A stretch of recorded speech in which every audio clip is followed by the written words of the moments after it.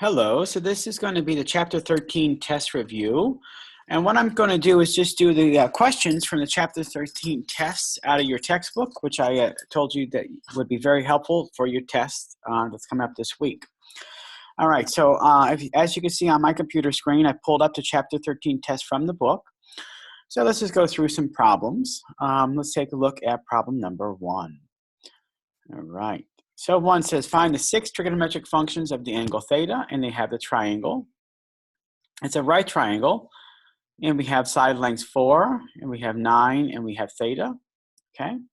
So step 1 is we're going to find the hypotenuse using the formula c squared equals a squared plus b squared, and that is the Pythagorean theorem.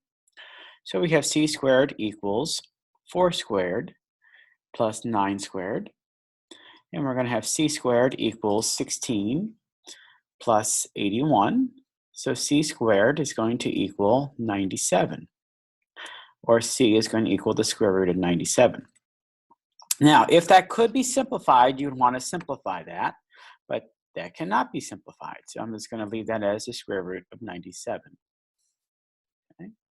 And then now we can write our trig functions for this problem. So let's do the sine of theta, cosine of theta, tangent of theta.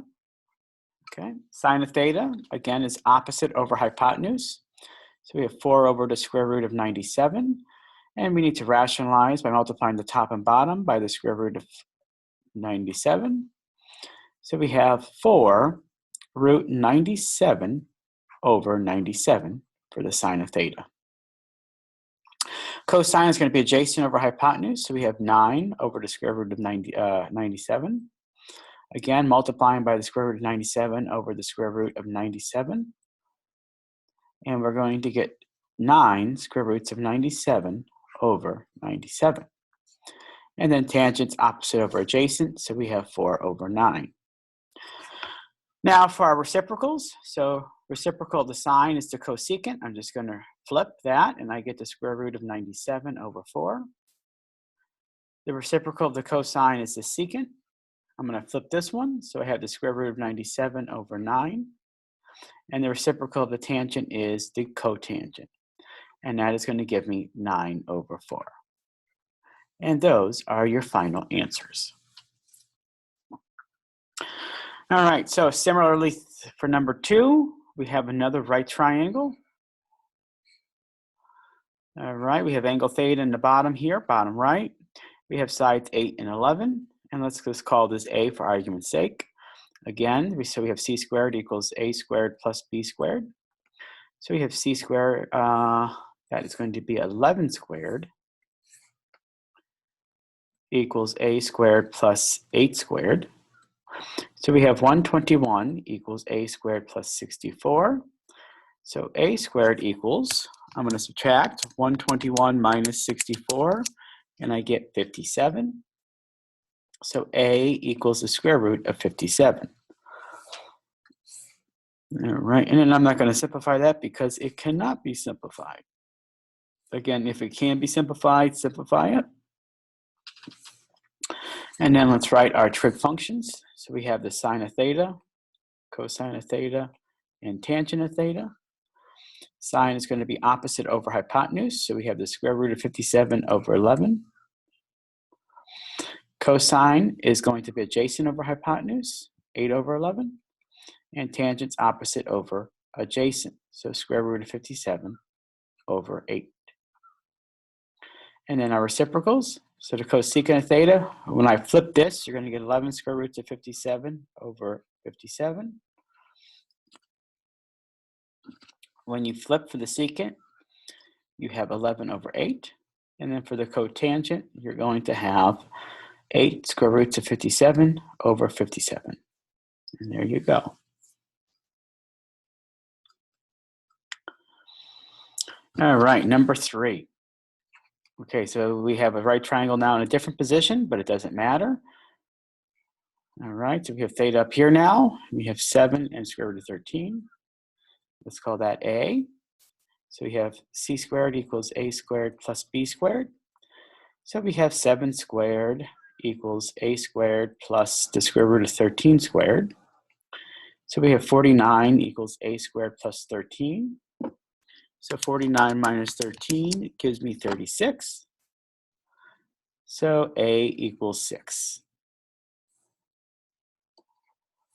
All right, let's set up our trig functions. So we have the sine of theta, cosine of theta, tangent of theta. Sine of theta is going to be opposite of the angle. So we have the square root of 13 over the hypotenuse, which is 7.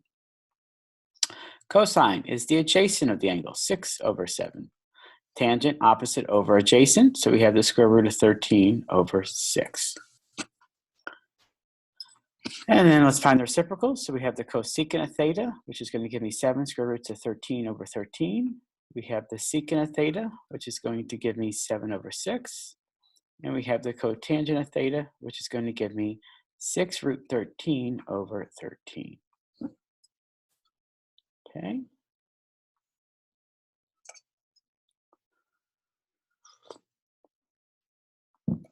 So let's go ahead and do number 4.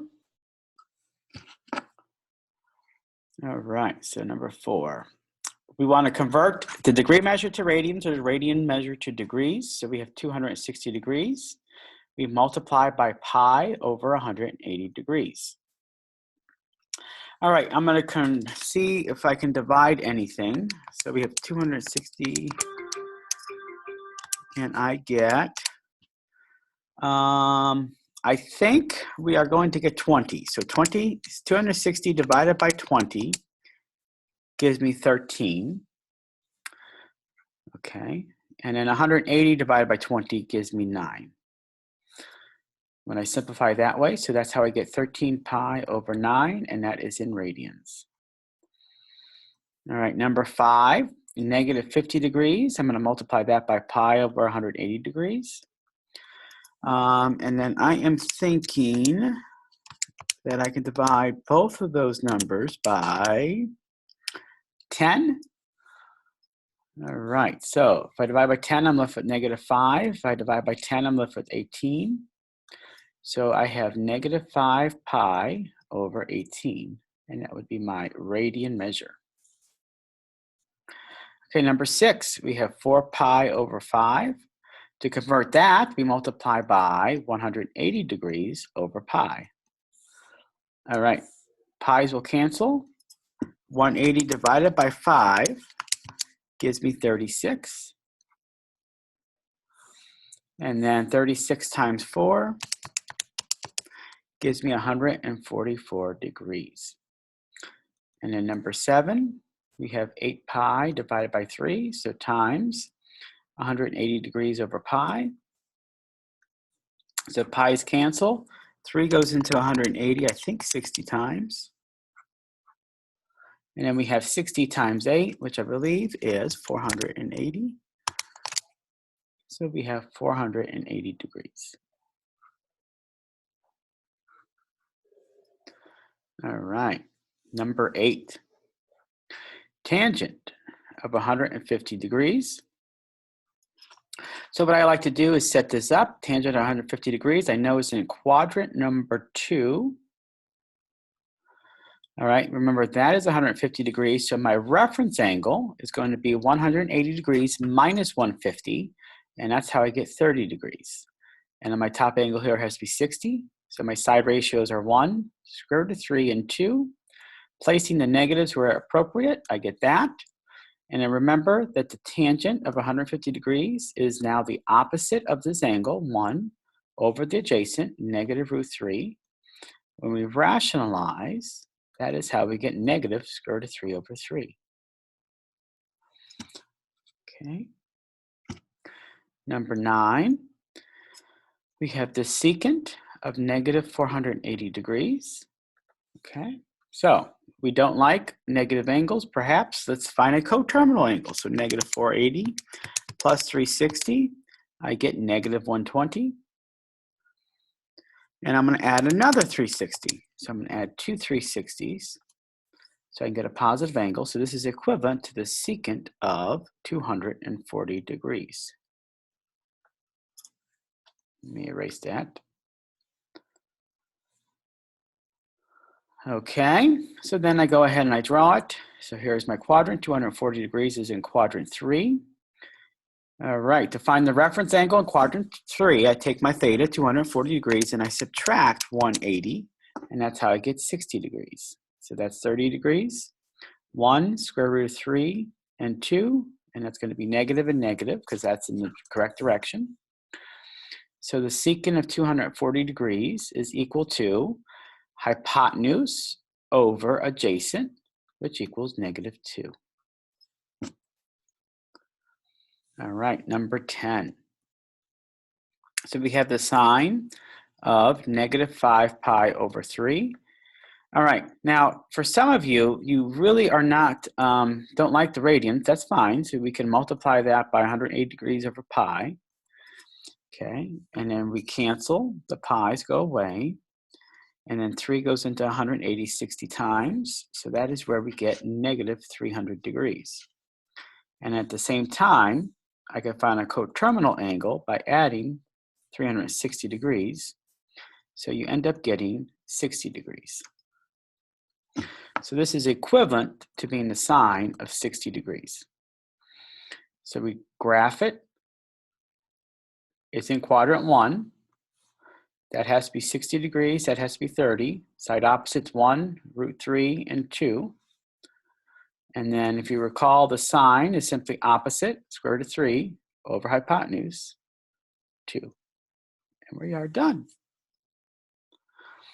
All right, number 11. So we have the cosine of 11 pi over 6. Again, some of you don't like thinking radians. If you can think in radians, that's fantastic. If not, just go ahead at this point and multiply by 180 degrees over pi. All right, let's get rid of the pi's. 6 goes into 180 30 times. So I think we're going to get 330, but let me just confirm that. And we do. So this is equivalent to the cosine of 330 degrees. That is in quadrant 4. All right, in quadrant 4, to find a coterminal angle, you do 360 degrees minus 330 degrees, and that's where we get 30 degrees and 60 degrees. So 1, √3, and 2, and there's my -1. So cosine is adjacent over hypotenuse, and we are done.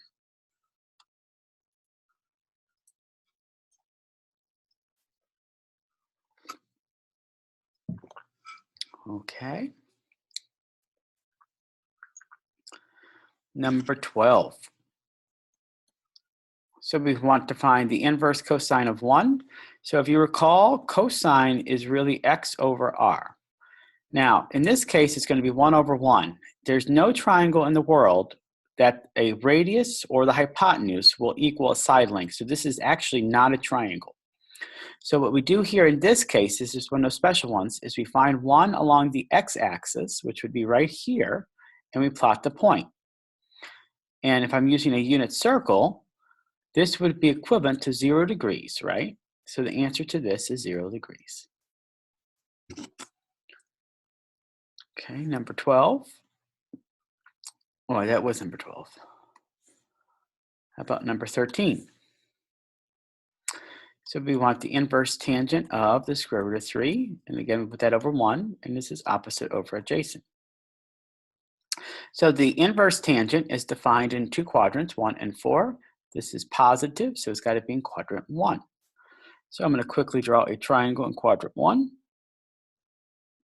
Opposite of this angle here, theta, is going to be square root of 3. The adjacent is 1. So that means this has to be 2 because it's a special triangle. So that means side opposite, the angle opposite the 1 has to be 30 degrees. Opposite the square root of 3 has to be 60 degrees.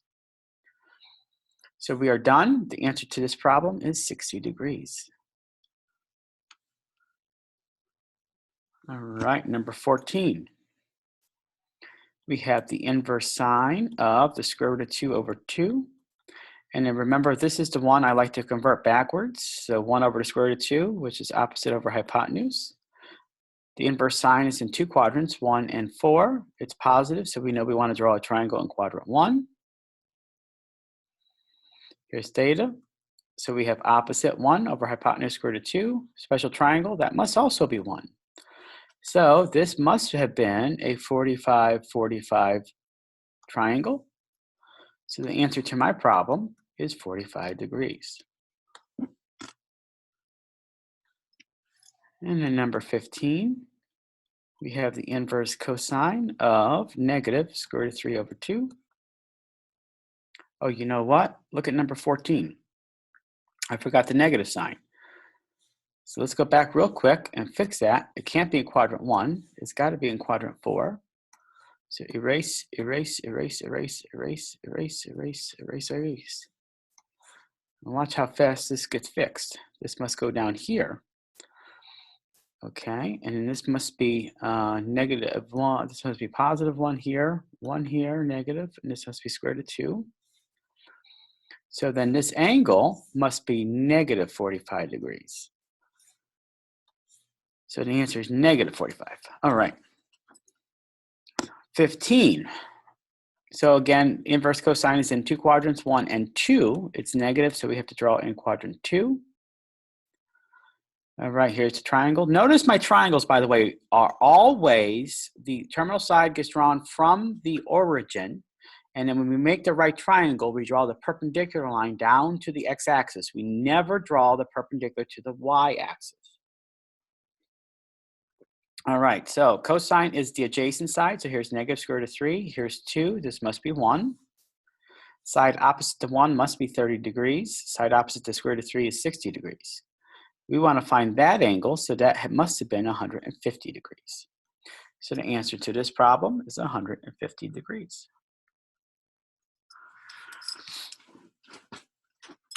Okay. Now let's go ahead and try to solve some triangles. So let's take a look at number 16. So they give us some information here. All right, let me just draw a picture here. This looks like an acute triangle. So we have A, we have B, we have C. Angle A is 47 degrees. Angle C is 32 degrees. And then side C is 12. All right, so what case is this? This is AAS. AAS, so that immediately tells me the law of sines is what I want to use. Okay. So step 1, I can do 180 degrees minus 47 minus 32, and that's how I get angle B must have been 101 degrees. To use the law of sines, I need an angle and an opposite side. So I have the sine of 32 degrees over 12 equals, and I can pick either one. Let's just do A. Sine of 47 degrees over A. I'm going to cross multiply and solve for A. So A is going to equal 12 times the sine of 47 degrees over the sine of 32 degrees. And then I'm just going to do that real quick on my calculator. And my calculator says we want to go to where? Doesn't matter. So let's just do 1 decimal place, so 16.6. All right, and then setting up the other problem here. So again, the sine of 32 degrees over 12 is now going to equal the sine of 101 degrees over C. So C equals 12 times the sine of 101 degrees over the sine of 32 degrees. So let me type that in real quick on my calculator. And I get 22.2. And there we go. We have now solved the triangle. Okay, let's take a look at 17. All right, so 17, here's A, here's B, here's C. I don't know what type of triangle this is specifically.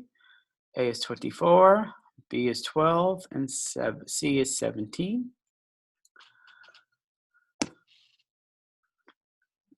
All right, so this is the SSS case.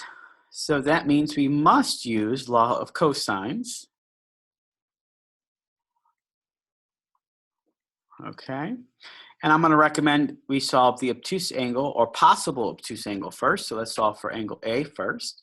So that means I'm going to use this formula. A squared equals B squared plus C squared minus 2BC times the cosine of A. So when I plug that in, I'm going to get 24 squared equals 12 squared plus 17 squared minus 2 times 12 times 17 times the cosine of A. And then go ahead and solve. I'm just, remember, skipping all these steps. So I'm going to get the inverse cosine of 24 squared minus 12 squared plus minus 17 squared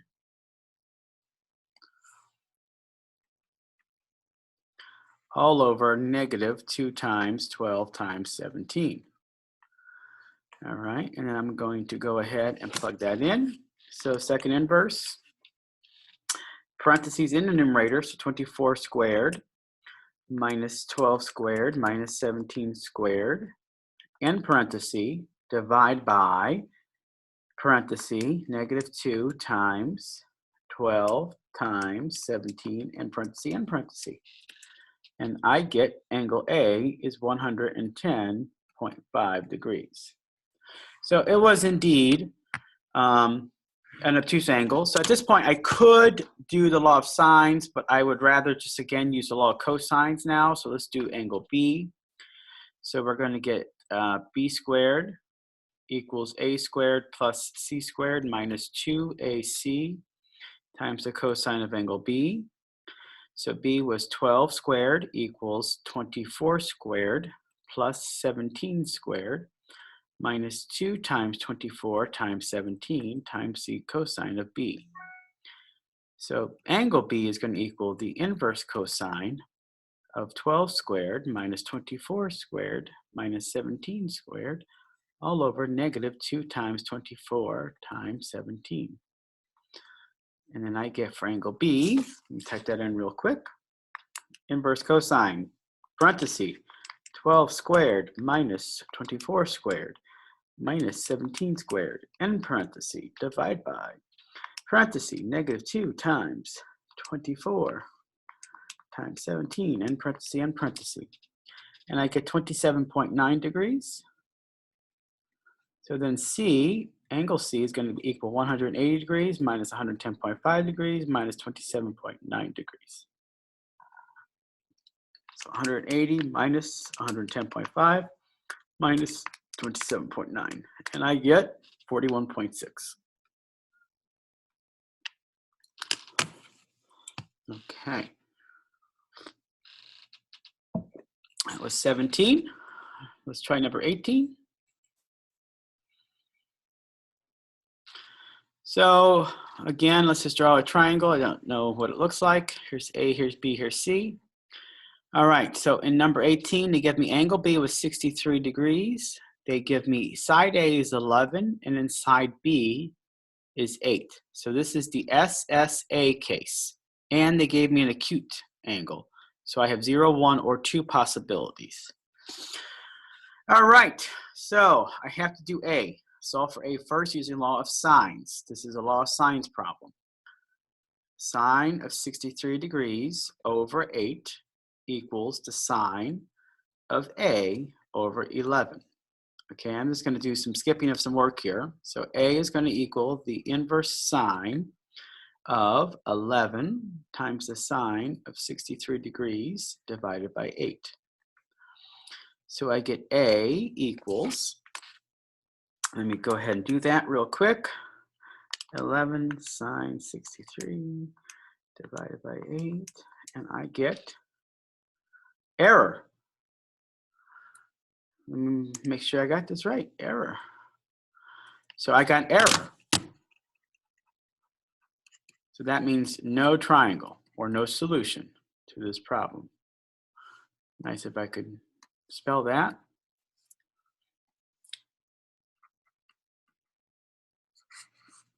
Okay. Number 19. They give me another situation here. So they give me, let's call that A, let's call that C, let's call this B. So C is 101 degrees, obtuse angle. Side A is 23, side B is 19. All right, so they give me SAS. SAS is a law of cosines problem. So I need to solve for side C first with the law of cosines.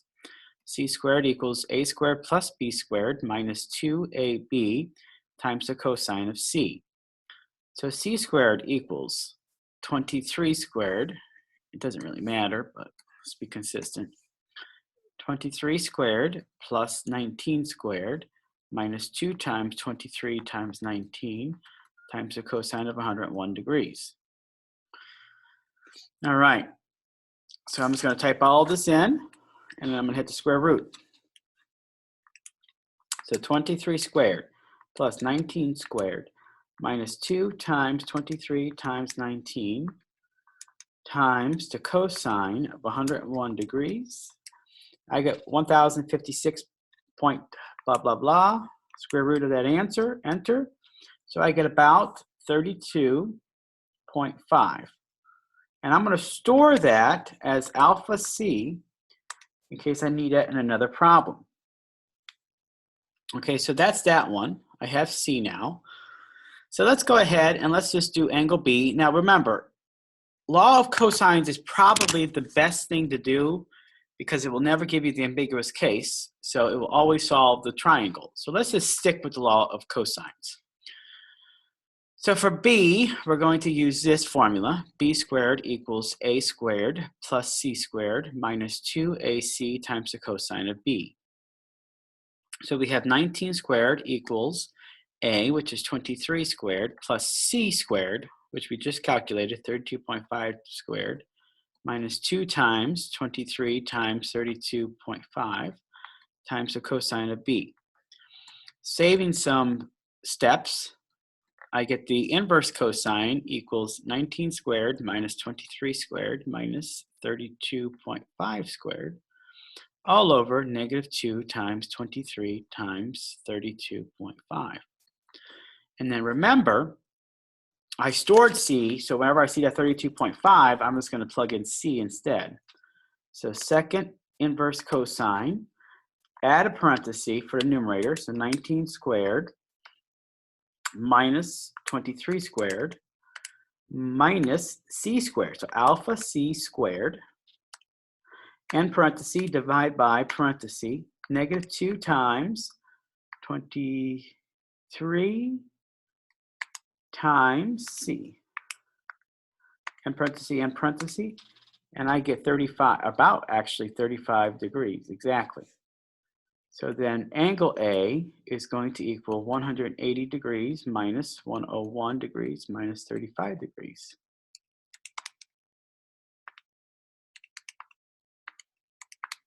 And that's where I get 44 degrees. And I believe that solves for everything.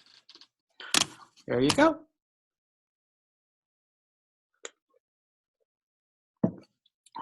Okay, so number 20. We have, here's A, here's B, here's C. Side A is 24, side B is 30, and then side C is 21. So we have a law of cosine situation because this is SSS. I'm going to try to solve for the largest angle first. So let's do B. So let's do B squared equals A squared plus C squared equals, minus 2AC times the cosine of angle B. Plugging what we know in, we have 30 squared equals 24 squared plus 21 squared minus 2 times 24 times 21 times the cosine of B. Skipping some algebra steps, angle B equals the inverse cosine of 30 squared minus 24 squared minus 21 squared all over negative 2 times 24 times 21. So angle B equals, let me type that in, inverse cosine, add parenthesis, 30 squared minus 24 squared minus 21 squared, and parenthesis divided by parenthesis, negative 2 times 24 times 21. And I get about 83.3. Okay, this was not an obtuse angle, so we definitely don't want to use the law of sines. All right, so let's go ahead now and find, I don't know, it doesn't matter now. Let's just go angle A next. So we have A squared equals B squared plus C squared minus 2BC times the cosine of A. So 24 squared equals 30 squared plus 21 squared minus 2 times 30 times 21 times the cosine of A. So A is going to equal the inverse cosine of 24 squared minus 30 squared minus 21 squared over negative 2 times 30 times 21. All right, let's see what we get there. Second, cosine for inverse cosine. Add parenthesis, 24 squared minus 30 squared minus 21 squared. End parenthesis, divide by parenthesis, negative 2 times 30 times 21. End parenthesis, and I get 52.6. So then C is going to equal 180 minus 52.6 minus 83.3. And hopefully we get the smallest angle, 180 minus 52.6 minus 83.3, and I get 44.1. And there you go. There are your three angles. That's a 44.1, by the way.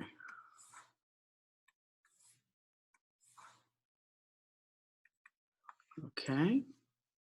And then let's take a look at number 21.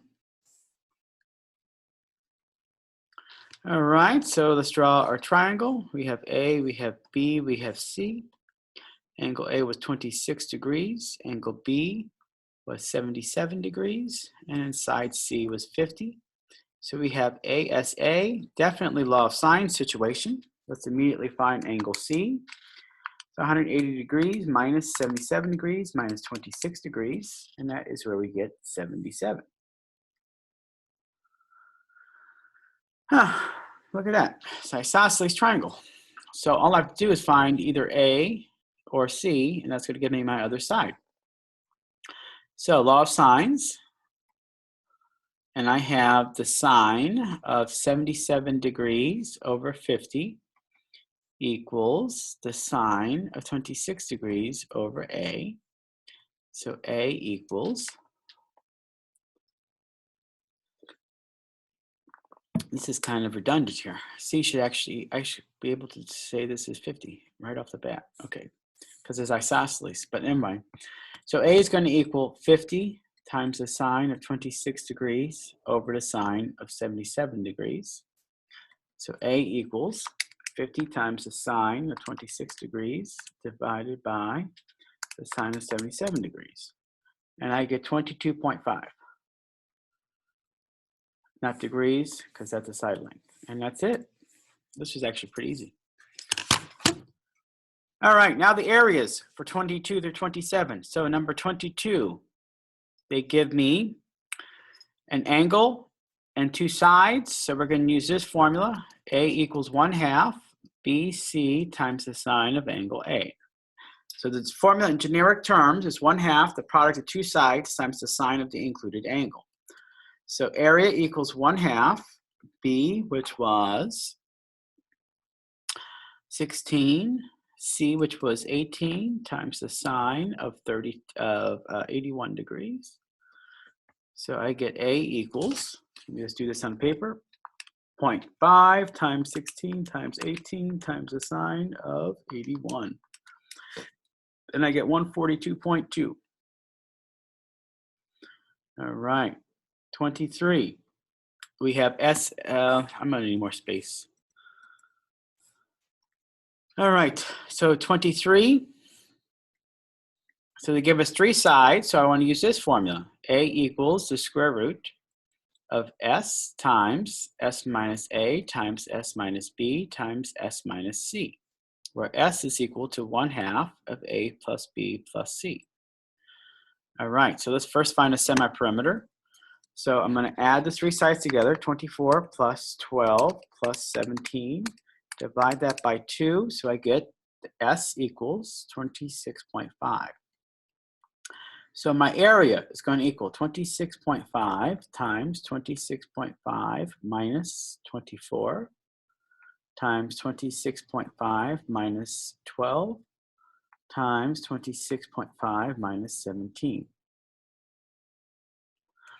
All right, typing that all in. Square root of 26.5 times 26.5 minus 24 times 26.5 minus 12 times 26.5 minus 17, and I get 95.5. All right, 24. All right, again, we've given 3 sides, so let's find the semi-perimeter first. So we have 1/2 of 25 plus 24 plus 38. So S equals 25 plus 24, 25 plus 24 plus 38 divided by 2, and I get 43.5. So A will equal the square root of 43.5 times 43.5 minus 25 times 43.5 minus 24 times 43.5 minus 38. All right, let's see what we get here. Second square root, 43.5 times 43.5 minus 25 times 43.5 minus 24 times 43.5 minus 38. And I get 293.8.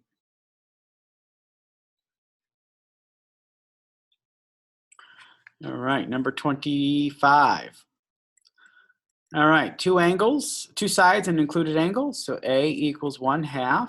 This time is going to be AB times the sine of C. So A equals 1/2 of 7 times 13 times the sine of 111 degrees. So A equals 0.5 times 7 times 13 times the sine of 111 degrees. And I get 42.5. 26. Again, we're given 3 sides. So S equals 1/2, 16 plus 33 plus 24. So S equals 16 plus 33 plus 24 divided by 2, 36.5. So the area equals the square root of 36.5 times 36.5 minus 16 times 36.5 minus 33 times 36.5 minus 24. All right, so area equals, let me type that in, square root 36.5 times 36.5 minus 16 times 36.5 minus 33 times 36.5 minus 24. And I get 180.9. All right, 27. Oops. I don't know why I called that 29. All right, so 27, we're given 2 sides and the included angle. So A equals 1/2 of AC times the sine of angle B. So A equals 1/2. A was 12, C is 18, and the sine of 61 degrees. So A equals 0.5 times 12 times 18 times the sine of 61. And I get 94.5. Okay. And that's it for that one. Let's look at 28.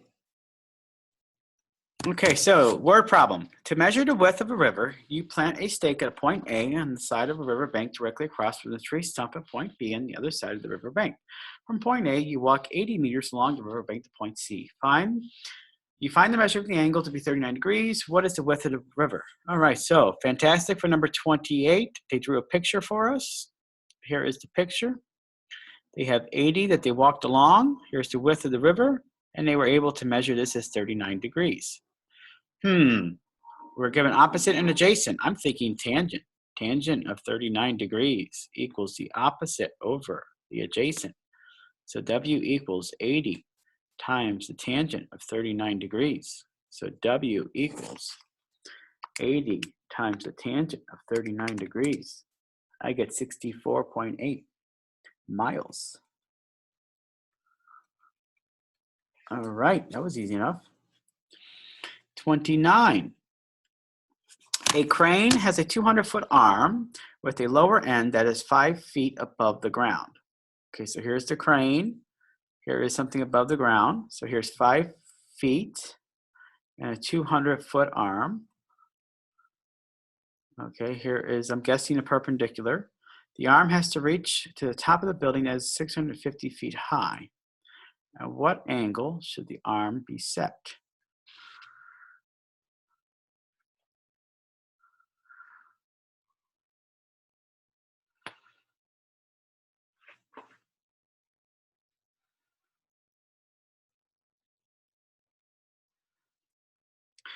A crane has a 200-foot arm with the lower end that is 5 feet off the ground. The arm has to reach to the top of the building that is 160 feet high.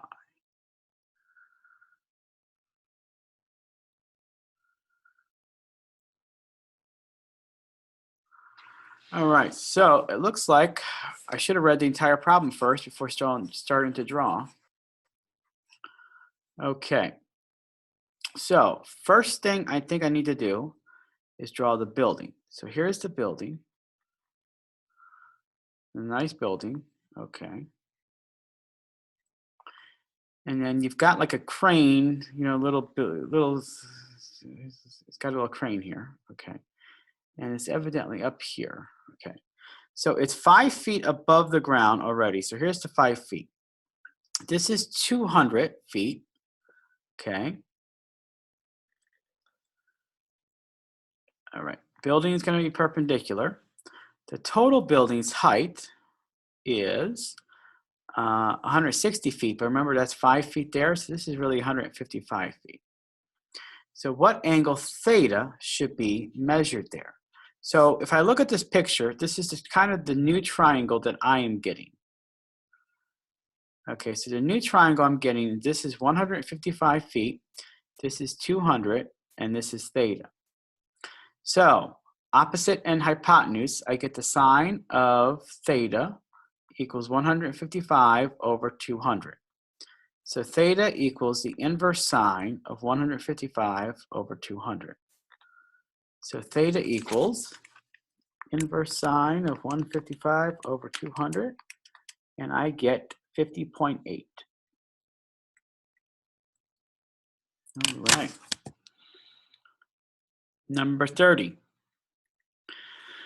So a boat travels 40 miles due west before turning 20 degrees and traveling an additional 25 miles. How far is the boat from its point of departure? All right. So a boat travels due west. So here's the boat. It's traveling due west, so it's along a straight line, 40 miles, before turning 20 degrees and traveling an additional 25 miles. So here's this, and then it's going to turn before turn due west and then turning 20 degrees.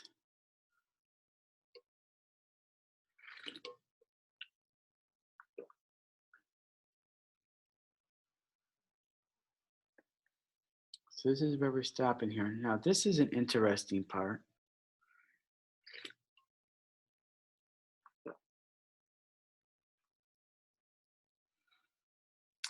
I am thinking we're turning 20 degrees this way, and we're going 25 miles. So we want to know how far you are here. So we want to know x. So this is an SAS case. I think we can use the law of cosines. So setting that up, we're going to have x squared equals 25 squared plus 40 squared minus 2 times 25 times 40 times the cosine of 20 degrees.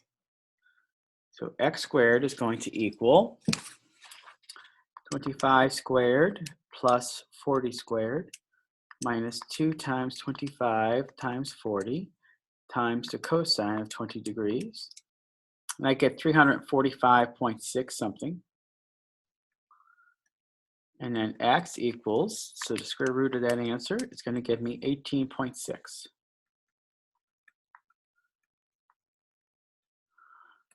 All right. And I think that's it for the chapter test.